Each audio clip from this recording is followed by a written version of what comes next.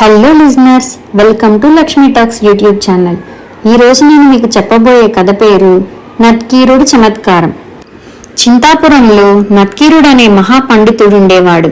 ఆయన ఎంతటి క్లిష్టమైన విషయాన్నైనా అరటిపండు వలిచినట్టు చెప్పగలడని పేరు. చమత్కారంగా మాట్లాడడంలో ఆయనకున్న ప్రజ్ఞ గురించి గ్రామస్తులు కథలుగా చెప్పుకుంటారు. సకల శాస్త్ర పారంగతుడైన వినయంలోనూ తనకు తనే సాటి అయిన నత్కీరుడంటే గ్రామస్తులందరికీ ఎంతో గౌరవం. ఇలా ఉండగా ఆ ఊరికి కొత్తగా కీర్తికాముడనే భాగ్యవంతుడు వచ్చాడు. తనకు రాని విద్య లేదని ఆయనకు మిడిసిపాటు. తన గురించిన పొగడ్తలు వినడం ఆయనకు ఎంతో ఇష్టం. అందుకోసం ఆయన డబ్బు ఖర్చు చేయడానికి కూడా వెనుకాడడు. పట్నంలో తననెవరూ పట్టించుకోవడం లేదని ఆయన తన నివాసం పల్లెటూరికి మార్చాడు. అక్కడే లంకంత ఇల్లు, 100 ఎకరాల మాగాణి కొన్నాడు. కీర్తికాముడి గురించి తెలుసుకున్న కొందరు స్వార్థపరులు ఆయన చుట్టూ చేరారు. నిత్యం ఆయనను పొగడ్తలతో ముంచెత్తుతూ తమ అవసరాలకు డబ్బు సంపాదించుకోవడం వృత్తిగా చేసుకున్నారు. దాంతో కీర్తికాముడికి చింతాపురం విపరీతంగా నచ్చేసింది. అక్కడ ఆయనకు రోజులు సంతోషంగా గడిచిపోతున్నాయి. కీర్తికాముకుడి భార్య సునగరి పట్నంలో పుట్టి పెరిగింది. ఆమెకు పల్లెటూరు నచ్చలేదు. అటుపైన భర్త పొగడ్తల కోసం చేస్తున్న వృధా ఖర్చులు ఆమెను మరింతగా కలవరపెట్టాయి. అందుకని ఆమె పట్నంలో ఉన్న తన తమ్ముడు సుభాకరుడికి వెంటనే బయలుదేరి రావాల్సిందిగా కబురు పెట్టింది. ఆ ప్రకారం చింతాపురం వచ్చిన సుభాకరుడు త్వరలోనే అక్కడి పరిస్థితి ఆకళింపు చేసుకున్నాడు.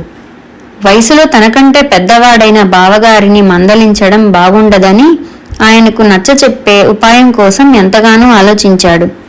చివరకు ఆయనను పొగడ్తలతోనే గెలవాలనుకొని ఒకరోజు ఆయనతో, బావా, ఏ దేశానికైనా గ్రామాలే పట్టుకొమ్మలు. గ్రామంలో స్థిరపడాలన్న నిర్ణయాన్ని నేను మెచ్చుకోకుండా ఉండలేకపోతున్నాను.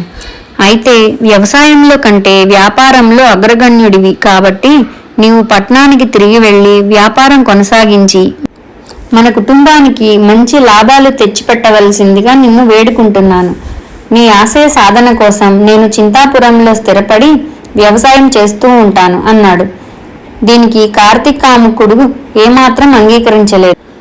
ఆయన సుభాకరుడితో, ఇక్కడ నాకు అపారమైన గౌరవం లభిస్తున్నది. డబ్బు ఎంత సంపాదించినా పట్నంలో ఇలాంటి గౌరవం మాత్రం దొరకదు. నాకిక్కడే బాగుంది అని ఖచ్చితంగా చెప్పేశాడు. ఈ సమాధానం సుభాకరుడు ఊహించినదే. ఆ కారణంగా అతడు ఏమాత్రం తొణకక, బావా, గ్రామాల్లో ప్రజలు డబ్బుకు ప్రాముఖ్యాన్నివ్వరు. వారు ప్రతిభకు మాత్రమే పట్టం కడతారు. డబ్బు పుచ్చుకోకుండానే ప్రతిభావంతులైన కవులను, పండితులను, ఇతర కళాకారులను వారు అభిమానించి గౌరవిస్తారు. అలాంటి గౌరవం నత్కీరుడికి ఈ ఊళ్ళో లభిస్తున్నది. ఇక్కడ నిన్ను పొగిడే వారందరూ డబ్బు కోసమే పొగుడుతున్నారు అంటూ చురక కూడా వేశాడు. ఈ మాటలు కీర్తికాముకుడిలో పౌరుషాన్ని లేపాయి. అంతవరకు నత్కీరుడంటే ఆయనకు గౌరవం ఉంది. గ్రామస్తుల గౌరవం విషయంలో నత్కీరుడు తనకు పోటీదారుని తెలియగానే డబ్బుతో ఎక్కడైనా ఏమైనా చేయవచ్చు. ఆ నత్కీరుడి చేతనే నా వంటివాడు లేడని పెంచుకుంటాను చూడు అంటూ ఆయన సుభాకరుడి వద్ద ప్రతిజ్ఞ లాంటిది చేశాడు. తర్వాత ఆయన, నేను మిమ్మల్ని డబ్బుతో సన్మానించాలనుకుంటున్నాను అని నత్కీరుడికి కబురు పంపాడు. సన్మానం దేనికి అని నత్కీరుడు బదులు ప్రశ్న పంపాడు. ఇలా జరుగుతుందని ఊహించని కీర్తికాముకుడు సన్మానిస్తానంటే దేనికని అడిగే ఈ నత్కీరుడు అహంకారి అయి ఉండాలి, లేదా పరమ మూర్ఖుడైనా కావాలి. ఇలాంటి వాడని తెలియక ఈ గ్రామస్తులు ఆయనను గౌరవించి తమను తాము తక్కువ చేసుకుంటున్నారు. ఈ విషయం బయటపెట్టి ఇక్కడ నా కీర్తి ప్రతిష్టలు మరింతగా పెంచుకుంటాను అని తిరస్కారంగా సుభాకరుడితో అన్నాడు. బావా, అహంకారం, మూర్ఖత్వం నీవి. నీవు ఆయనను స్వయంగా కలుసుకో. ఆయనను సన్మానించడానికి నీకున్న అర్హతలు నిరూపించుకో అంటూ సుభాకరుడు ఆయనను మందలించాడు. ఈ విధంగా కీర్తికాముకుడు నత్కీరుడి ఇంటికి వెళ్ళాడు. ఇంటికి వచ్చిన ఆయనను నత్కీరుడు ఎంతో అభిమానంగా ఆదరించి మర్యాదలు జరిపి వచ్చిన పని అడిగాడు. ప్రతిభకు పట్టం కట్టడానికి ప్రతిభ ఉండనవసరం లేదు. ప్రతిభావంతులను గౌరవించే సహృదయం నాకున్నది. మీకు సన్మానం చేయాలని నా కోరిక. మీరు కాదనకూడదు అంటూ వచ్చిన పని చెప్పాడు కీర్తికాముకుడు. మీ ఆశయం మెచ్చుకోదగ్గది. అయితే నాకున్న కాస్త ప్రతిభా పాండిత్యంలో మాత్రమే ఉన్నది. నన్ను సన్మానించేవారు పండితులైతేనే నాకు సంతోషం. నా పాండిత్యంలో మీకు నచ్చిన అంశాలు చెప్పండి అన్నాడు నత్కీరుడు ఎంతో వినయంగా.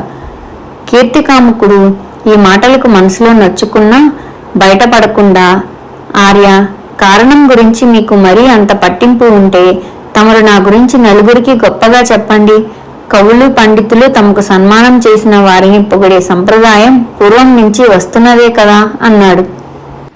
సన్మానం కోసం కాకపోయినా నేను మిమ్మల్ని పొగడగలను. ఏ అంశం చెప్పి మిమ్మల్ని పొగిడేది?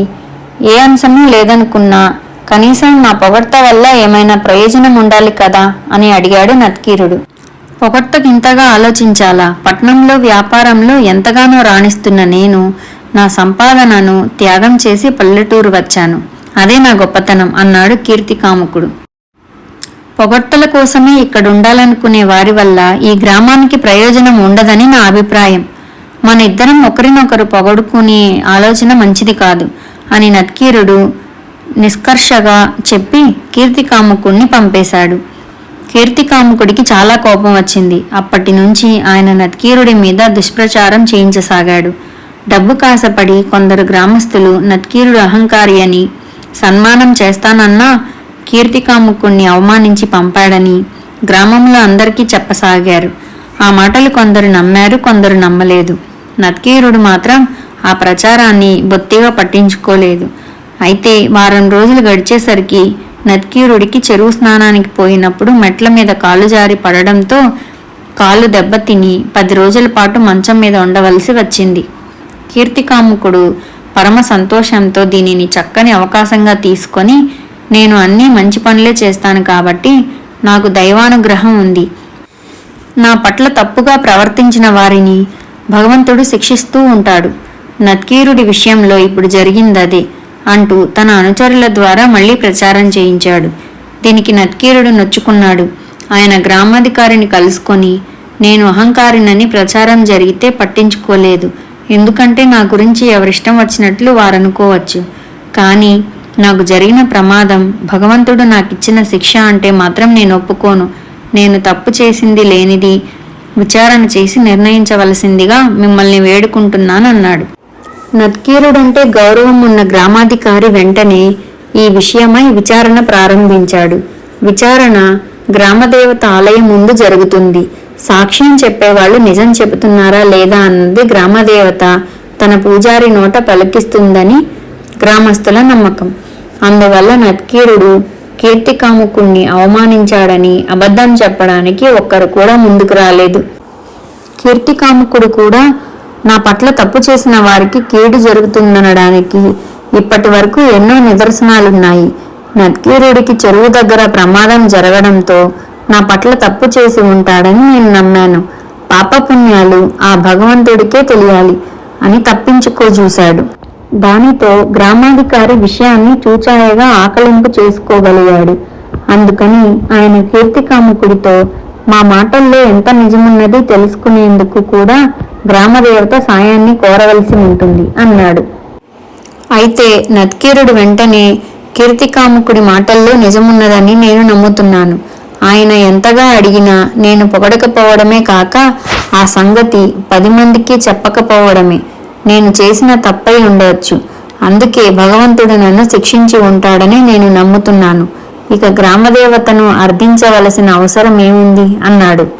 ఆ మాటలకు గ్రామాధికారితో సహా అక్కడున్న వారందరూ ఫక్కున నవ్వారు. కీర్తికాముకుడికి చచ్చేటంత అవమానమైంది. ప్రతిభావంతులతో గొడవ పెట్టుకోవద్దని బావమరిది చేసిన హెచ్చరిక చెవిని పెట్టనందుకు ఆయన పశ్చాత్తాపపడి వ్యవసాయాన్ని సుభాకరుడికి అప్పచెప్పి తను తిరిగి పట్నం వెళ్ళిపోయాడు. అయితే చింతాపురం గ్రామస్తులు తరచుగా చెప్పుకునే నత్కీరుడి చమత్కారం గురించిన కథల్లో మాత్రం ఆయన శాశ్వత స్థానాన్ని సంపాదించుకున్నాడు. కథ సమాప్తం. ఈ కథ కనుక మీకు నచ్చినట్లయితే మరిన్ని కథల కోసం వీడియోని లైక్ చేసి సబ్స్క్రైబ్ చేసుకోండి. ధన్యవాదాలు.